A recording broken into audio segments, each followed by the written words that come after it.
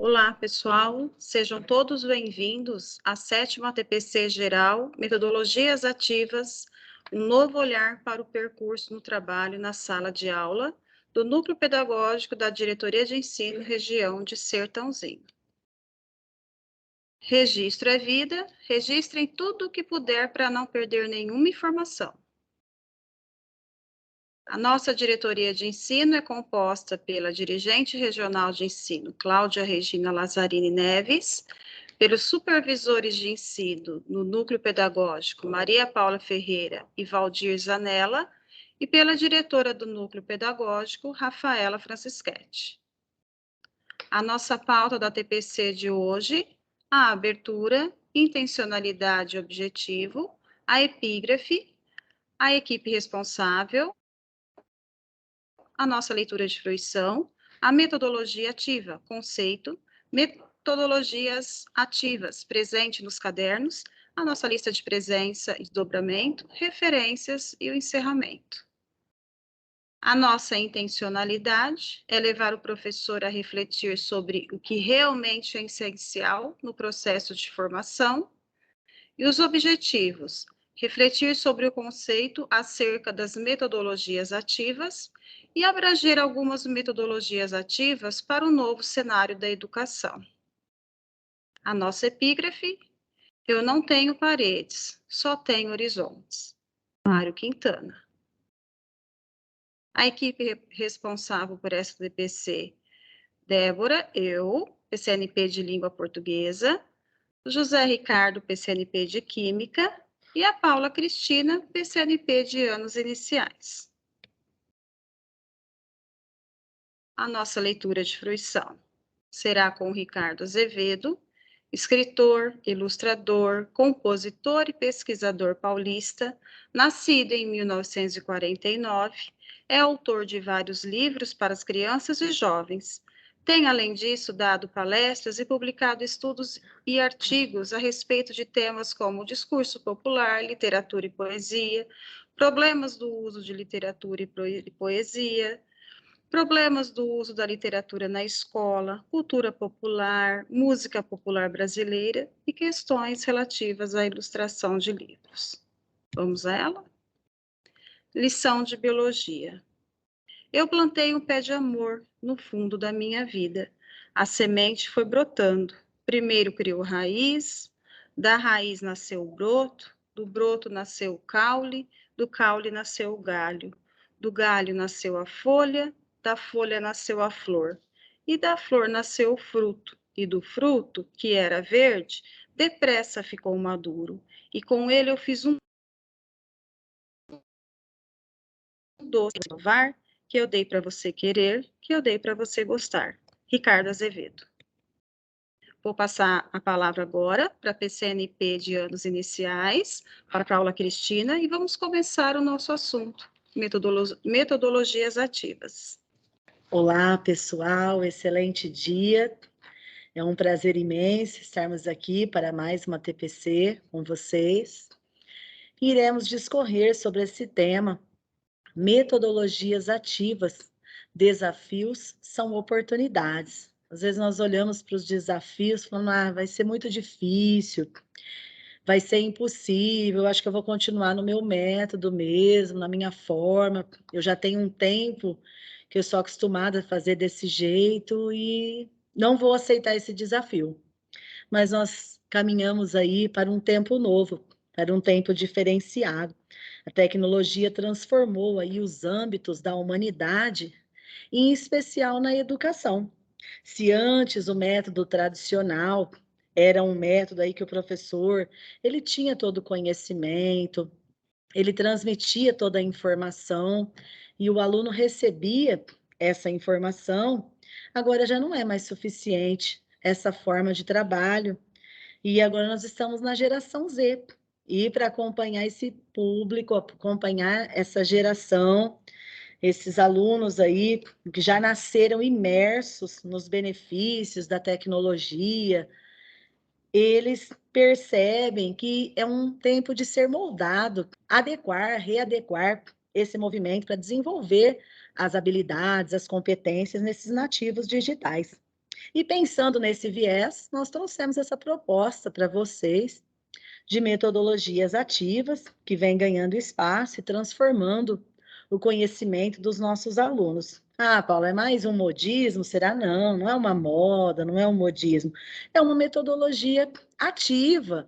Ah, começou agora, faz pouco tempo. Não.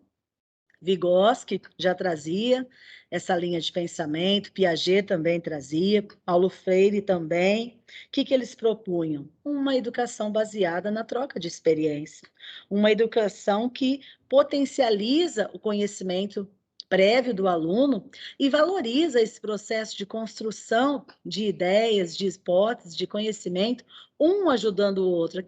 Aquilo que eu faço agora com o meu colega, com o meu amigo, eu, a partir de amanhã ou depois, eu posso fazer sozinho, porque eu tive uma interação, eu tive uma vivência, eu tive uma experiência, eu tive um contato. De acordo com Bassic e Moran, né, é a Lília Bassic e o José Moran, eles trouxeram aí como inter-relação entre educação, cultura, sociedade, política, escola. É desenvolvido aí através de métodos ativos, criativos, e coloca o aluno no centro do processo. Qual que é essa intenção? Propiciar uma aprendizagem construtiva. E se nós fôssemos sistematizar aí essa ideia para esses autores, essas metodologias, elas são práticas pedagógicas, alternativas ao ensino tradicional. Então, agora o aluno ele vai assumir uma postura diferenciada, não vai mais ficar só recebendo informação, agora possibilita uma postura de participação diante das atividades na sala de aula. Então, o aluno vai trabalhar com resolução de problemas, ele vai desenvolver projetos, ele vai criar aí jogos, possibilita uma criação de conhecimento, que o aluno ele vai refletindo sobre a sua própria aprendizagem através das suas vivências e oportunidades que o professor vai possibilitando.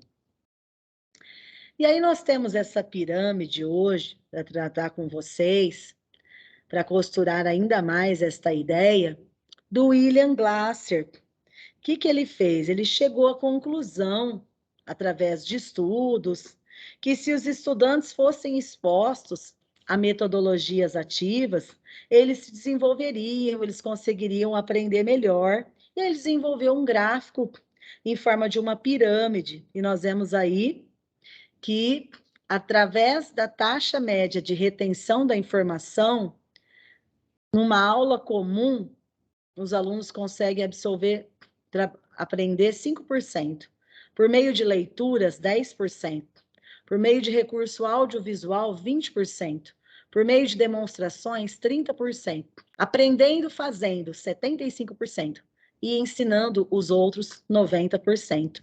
Então, nós vemos aí, na base de tudo, essa possibilidade de um ensinando o outro, um fazendo junto com o outro.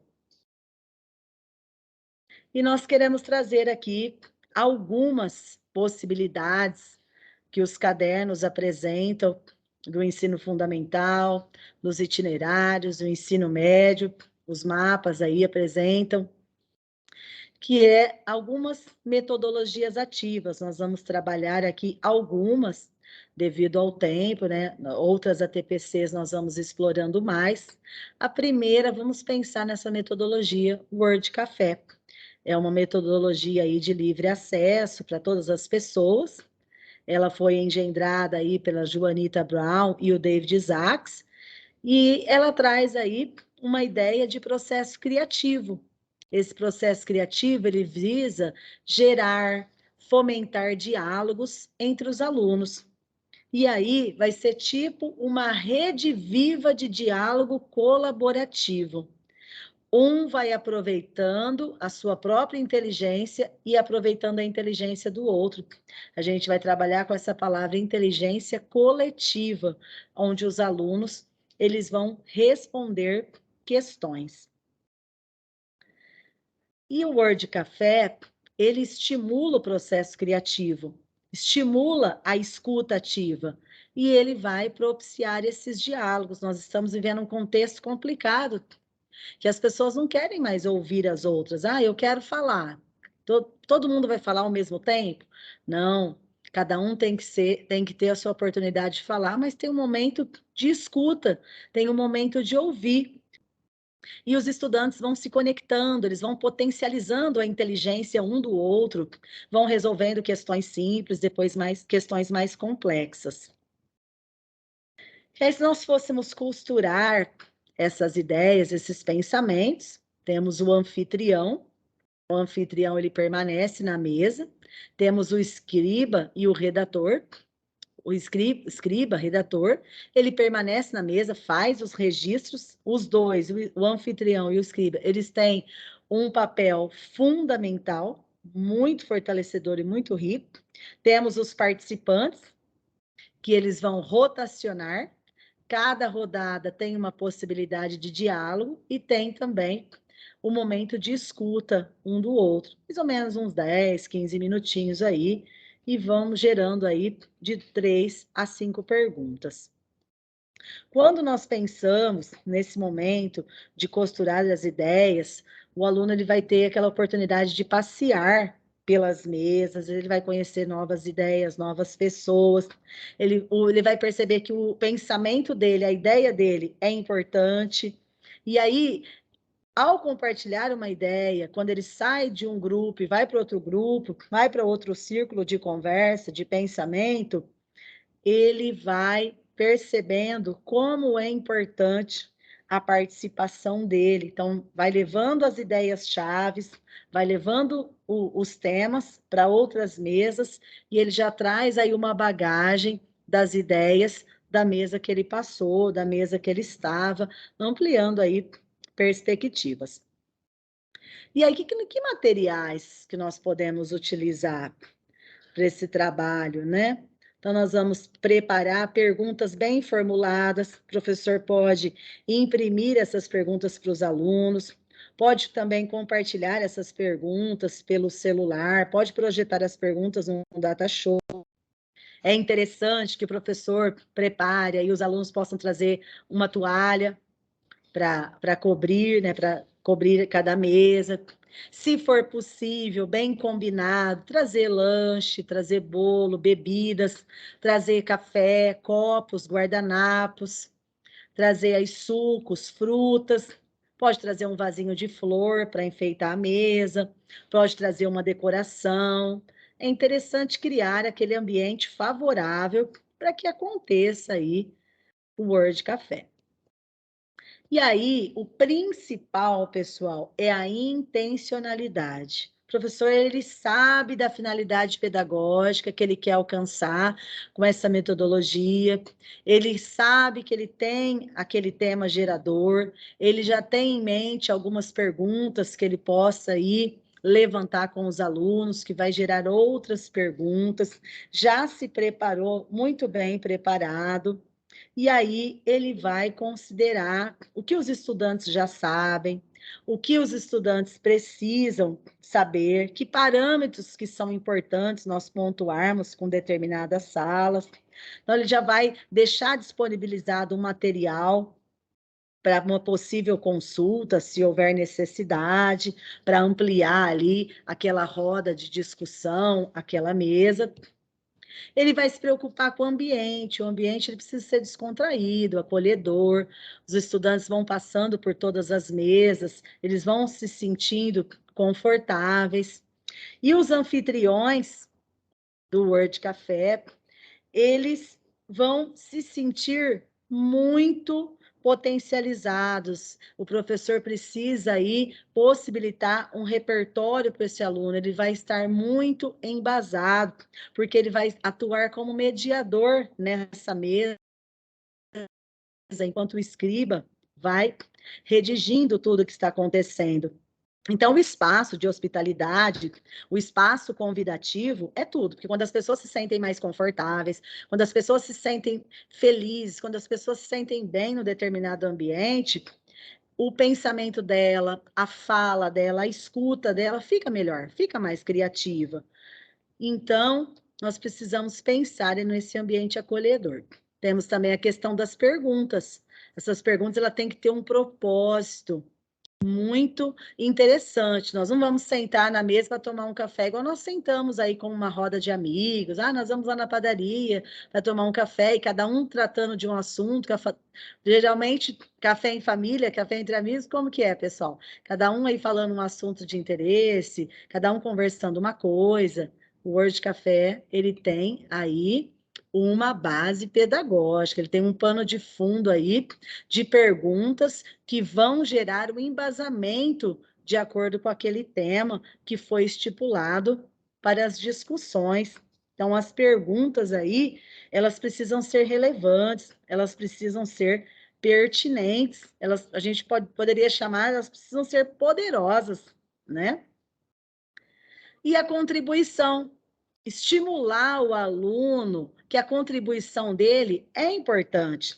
E como líderes, como os gestores aí, nós atuamos sempre numa liderança, nós trabalhamos com filhos, trabalhamos com crianças, trabalhamos com alunos, trabalhamos com esposo, trabalhamos com vários tipos de situações em que atuamos como líderes. Nós percebemos que quando a pessoa não sente que ela faz parte do processo, que ela não tem aquele pertencimento, que parece que a participação dela não é importante, ela não vê necessidade de participar. Então, nós precisamos mostrar que a contribuição de todos os alunos da sala, no momento que eles vão circulando, saindo de mesa em mesa, a contribuição deles faz a diferença. Então, vamos encorajar esse aluno a perceber que a ideia dele, a perspectiva dele é interessante, a opinião dele vale para aquele tema gerador. E a conectividade, né, pessoal? A conectividade também, ela é muito importante, porque a partir do momento que ele vai conectando em cada mesa, ele vai somando, ele vai descobrindo, mas ele também tem coisas para ampliar e para acrescentar. E tem a escutar, os insights, como nós já falamos com vocês, o trabalho de escutar, o trabalho de prestar atenção, ele vai sendo cada vez mais, vai acrescentando cada vez mais aí na sala de aula. Então, o que eu aprendi com os outros estudantes e eu não sabia anteriormente, agora eu já tenho uma posição, porque eu construo um pensamento em cima daquela ideia que o outro me passou. Então, o aluno, ele vai percebendo também que o professor vai administrando esse tempo aí e o aluno vai percebendo que ele vai tendo uma organização pessoal, ele vai tendo um aprofundamento a partir do processo de escutar o outro. Compartilhar também é importante. Quando eu compartilho a minha ideia com o grupo, eu vou discutindo com os colegas, eu preciso lidar também com a questão do erro. Às vezes eu compartilho uma ideia que está errada, eu não tenho que ter aquela ideia, o que eu estou pensando está errado, o que será que os outros vão pensar? Não, errou, então vamos discutir, por que você está errado? Por que a sua ideia está diferente da minha? E ele vai percebendo que existe posicionamentos que são erros, mas existem posicionamentos também que são contrários. E quando é erro, vamos pesquisar por que isso está errado? Então, nós vamos construindo junto e o aluno vai pensando, estimulando. Por que está errado? Olha que coisa interessante. Eu buscar um erro, mas outro, o meu amigo, o meu colega de trabalho, meu colega de sala de aula, me ajudando a descobrir, mas por que está errado esse problema? Por que está errada essa atividade? Por que nós erramos? Nós já estamos contribuindo aí para um pensamento crítico. E temos aí uma dinâmica, né? Nós queremos deixar para vocês um exemplo, né? Então, as rodadas vão acontecendo, e o anfitrião fica na mesa, o escriba fica na mesa, vocês percebem aí que essas mesas, elas têm as cores aí, o exemplo por cores, os grupos, e após circular em todas as mesas, os participantes voltam para a primeira mesa que eles começaram. Então, quando eles voltam para a primeira mesa que eles começaram a discussão, eles vão sintetizar o que eles descobriram. Por isso que o escriba, ele tem que ter registrado, e aí nós podemos propiciar aí uma assembleia, uma discussão geral, onde todos os participantes, eles viram as ideias dos outros, agora eles vão compartilhar num todo. E o que vai evidenciar? Que o conhecimento coletivo, ele é construído através de ações conjuntas. Agora eu quero passar a palavra, né, para dar continuidade a essa discussão, para o meu amigo de trabalho, PCNP José Ricardo, PCNP de Química.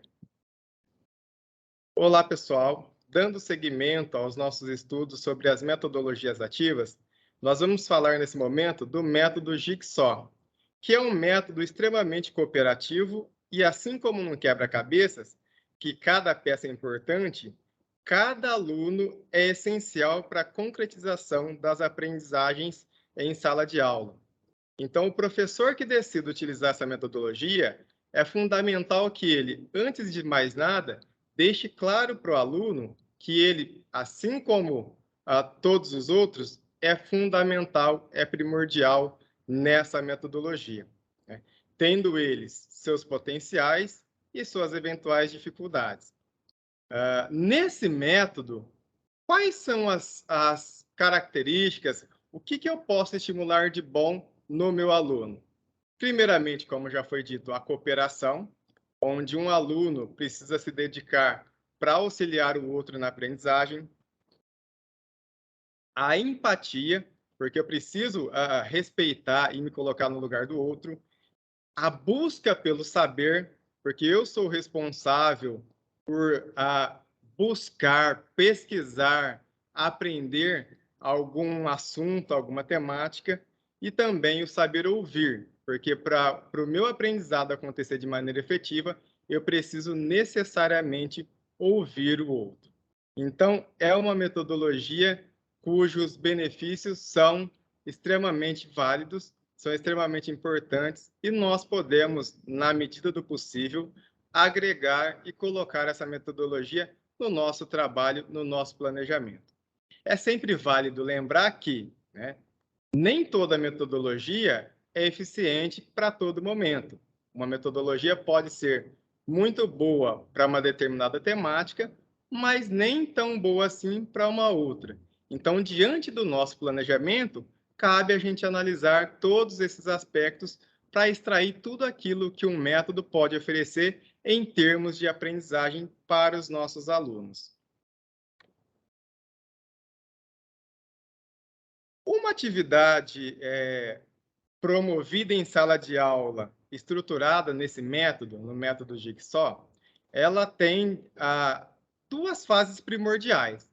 Num primeiro momento, os alunos serão divididos em pequenos grupos. E aí, nesses grupos, o professor vai estimular que eles reflitam, que eles conversem, que eles dialoguem em cima de uma temática, de um objeto de conhecimento. Para, num segundo momento, esses alunos serem subdivididos e receberem um subtópico desse objeto de conhecimento, para assim eles se tornarem especialistas nesse tema. Então, a partir do momento que o aluno é subdividido, ele recebe um tempo para que ele possa realizar seus estudos em cima dessa temática, e aí, após esse estudo, ele volta para um segundo grupo, e aí nesse grupo ele se encontra com outros especialistas nesse tema, e aí ele pode, nesse momento, observar alguma coisa que ele não aprendeu. Então, é um momento que ele pode aprender de fato algo que está relacionado a essa temática. É um momento que ele pode dialogar com seus colegas em torno de um fato ou um fator que, de repente, ele nem mesmo pesquisou, e ele percebe que esse fato está relacionado com o estudo que ele fez. E aí, depois desse estudo com os especialistas, esse aluno retorna para o grupo de base e compartilha com os outros colegas toda a experiência vivida por ele, e também vai ouvir os outros colegas que receberam uma outra temática diferente da dele, assim fechando um ciclo de aprendizado em cima de um objeto de conhecimento. Então, para exemplificar melhor toda essa dinâmica do método Jigsaw, nós temos aqui, então, uma representação esquemática, demonstrando exatamente toda a estruturação desse método, dessa metodologia ativa. Então, num primeiro momento, a gente divide os alunos em pequenos grupos. Então, aqui no nosso material, dá para ver claramente que a nossa turma foi dividida em 5 grupos, contendo 5 alunos cada. É importante que cada aluno seja numerado. Então, aqui a gente tem a numeração de 1 até 5. Então, no primeiro grupo, eu tenho o aluno 1, o aluno 2, o aluno 3, o aluno 4 e o aluno 5. Nos demais grupos, eu tenho essa mesma configuração. E aí, então, é nesse momento que o professor lança a mão de um tema para que esses grupos possam realizar as primeiras análises sobre essa temática. Uma vez realizado, né, as reflexões acerca desse objeto de conhecimento, cada aluno, então, vai receber um subtópico desse tema. E aí, cada um vai ter um certo tempo para realizar o estudo de acordo com essa temática recebida. E aí, o professor, nesse momento, ele pode, dependendo da temática, fazer com que esse aluno estude de 10 a 15 minutos esse tema numa própria aula. Ou, então, se for um tema um pouco mais complexo, ele pode deixar esse aluno, por exemplo, retornar numa próxima aula, depois de ter estudado a temática proposta. Note o seguinte, que o aluno 1 de cada grupo vai receber a mesma temática. O aluno 2 de cada grupo vai receber uma segunda temática. O aluno 3 vai receber uma terceira temática e assim por diante. E aí todos eles, então, vão para realizar os estudos. E aí, num segundo momento, eles voltam, se reúnem nos grupos chamados de grupos de especialistas.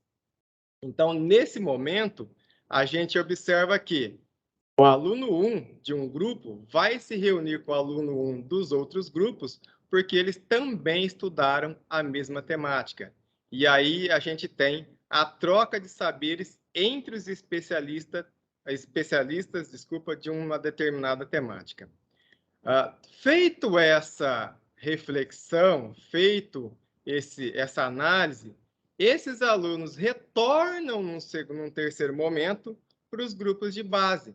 E ali, então, ele leva o conhecimento adquirido e vai receber também as orientações, vai ouvir sobre a temática estudada pelos outros colegas que se tornaram especialistas numa outra parte desse conteúdo.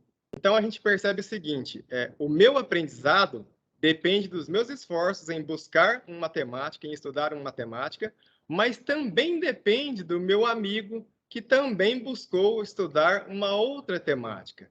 E aí, quando a gente junta essas pecinhas do quebra-cabeça de aprendizagem, a gente forma uma aprendizagem como um todo. Então, nesse processo, cada aluno é essencial para o desenvolvimento da aprendizagem de um objeto de conhecimento.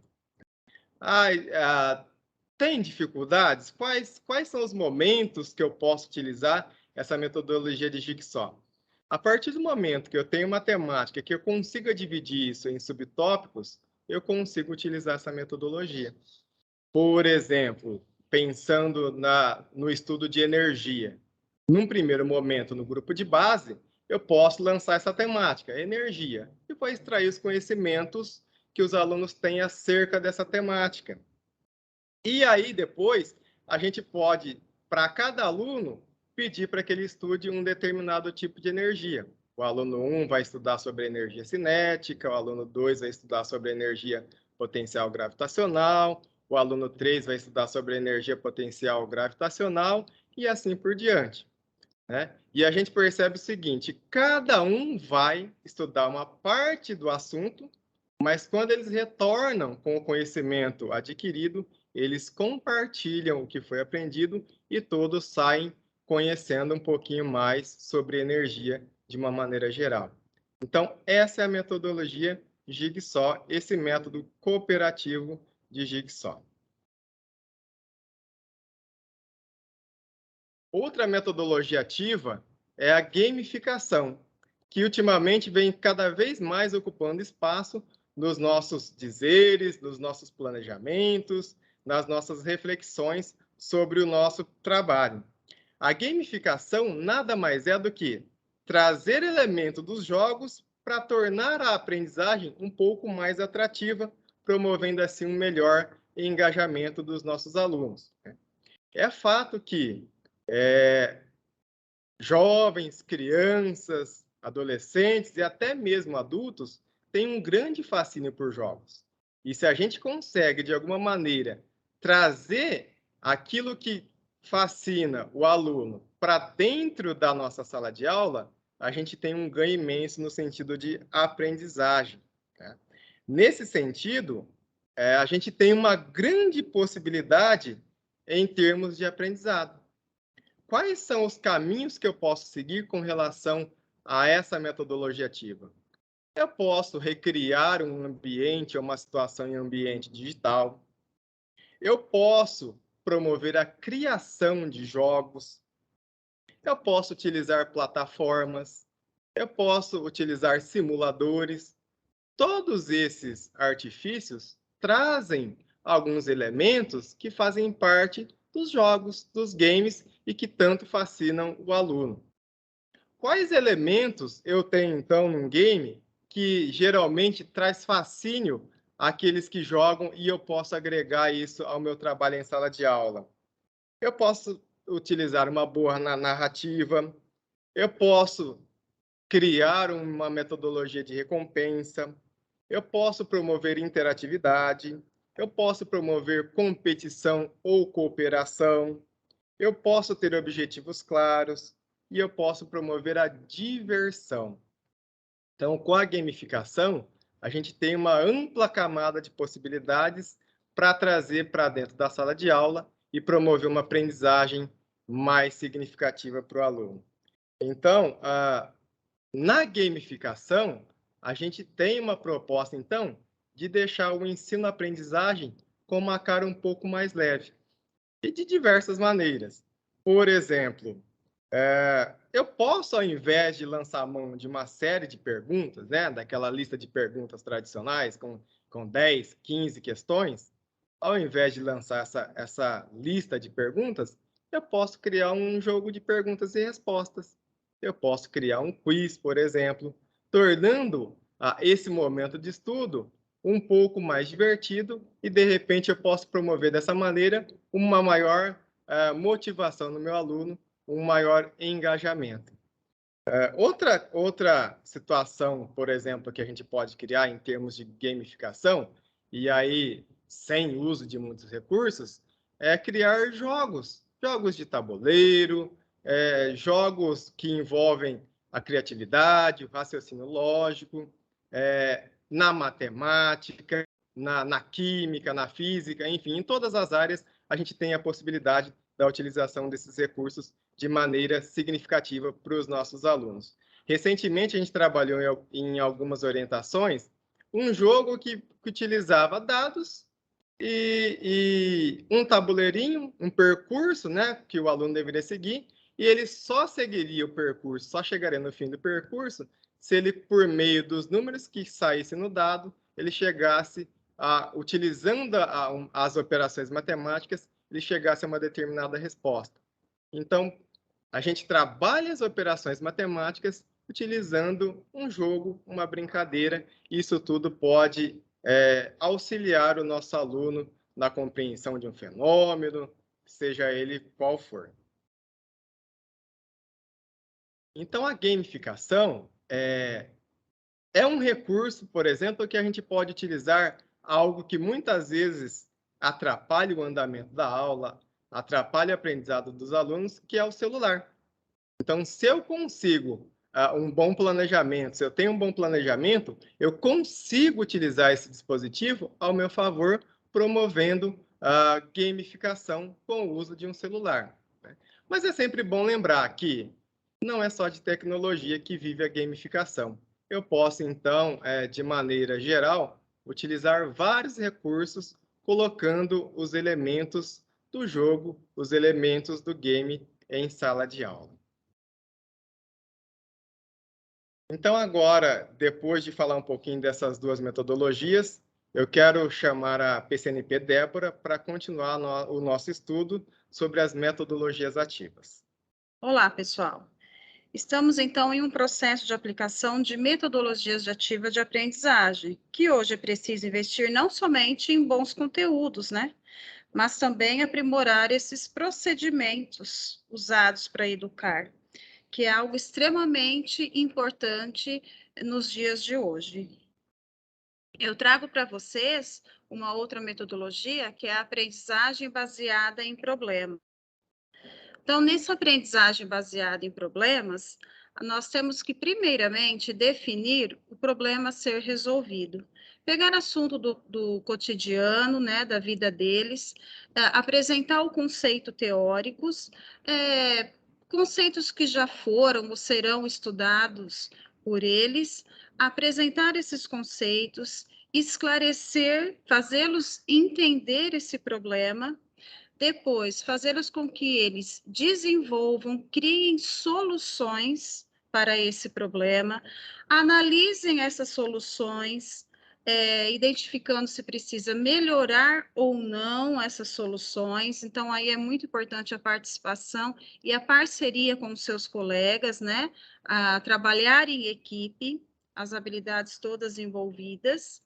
E depois de tudo isso, alinhar, né? Apresentar as teorias por trás das soluções. E aí eles irão alinhar todas essas soluções e apresentar ao grupo. Então, a aprendizagem baseada em problemas, um exemplo disso que está presente, né, nos nossos materiais, por exemplo, é quando nas aulas de geografia, de química ou de biologia, a gente pode trazer o problema da poluição do ar, né? De uma determinada cidade, por exemplo, incentivando os alunos a pensarem, né, que soluções eles dariam para esse problema.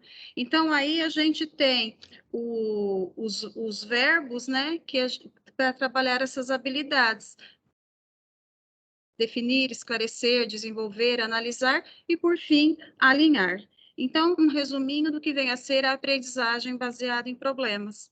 Essa metodologia, ela é voltada para a aquisição do conhecimento por meio da resolução de situações propostas dentro do contexto de aula, para unir teoria e prática. Em geral, acontece dentro de um período específico e busca problemáticas internas e externas à escola, que podem ser solucionadas ou revisadas com a atuação da comunidade escolar. Então, você apresenta o problema e os nossos alunos têm que, através das suas habilidades, né, dar a solução para esse problema, tá? Então, aqui já está a nossa lista de presença. Não esqueçam que, além de apontar a presença de vocês, vocês têm o desdobramento, tá? Para ser feito. A gente tem como a pergunta para o desdobramento, que é a seguinte: a partir das metodologias ativas analisadas nessa TPC, defina um tema gerador condizente às habilidades do seu componente curricular, a fim de aplicar uma das abordagens metodológicas em sala de aula. Através dessas metodologias que hoje nós vimos, com um tempo curto, né, a gente passou por elas, desenvolva um plano de aula a partir de uma dessas. Escolha qualquer uma que a gente analisou aqui hoje e desenvolva um planinho de aula, ok? Muito obrigada e até a próxima.